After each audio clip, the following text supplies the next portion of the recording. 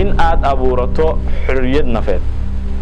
dabcan inteena badan waxaan ku mashquulnaa oo waqti badan ku bixinaa in aan helno xorriyad maaliyadeed xorriyad wadan ama xorriyad nooca oo kale ah balse waxa muhiim ah xorriyadahaas oo idil ka muhiimsan haddii aadan xorriyad nafeed haysanin xorriyadaha kale ma iman karaan haddii aadan gudahaaga xaaladaha ku jira aadan xornimo ka soo qaadanin xornimada dibadda waxba kuma tarayso haddii aadan xornimo ka soo qaadanin cabsida haddii aadan xornimo ka soo qaadanin dib u dhigashada haddii aadan xornimo ka soo qaadanin erayada xun ee fikradahaaga saameynaya haddii aadan xornimo ka soo qaadanin dareenada xun ee gudahaaga ku jira ee sidii doonaan kuu maamulanaya waana marka intaas xornimo ka soo qaadataa cabsida inay tahay qiyaala iska dhaadhicisaa had fikirka xun inuu saameyn kugu yeelanayo aad aamintaa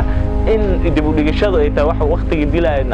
aad isdareensiisaa dabcan marka intaas dareenada kale kula midka ay gudaha ku jira ee xun ee negativity-ga aad xornimo dhab ka soo qaadato ee aad gudaha u soo baxdo waxa gudaha ku jira ee negative-ka aad ka soo gudubto dabcan binaanku way ku fududahay adiga taa go'aankeeda leh oo waxaad dhihi kartaa kasta oo baana inaan guulaysto guusheedana wadada ayaa mari karaa marka ana xornimo ka soo qaadataa xornimada naftaada ayaa ka muhiimsan xorriyadda maaliyadeed iyo xornimooyinka kale aad baadiyayso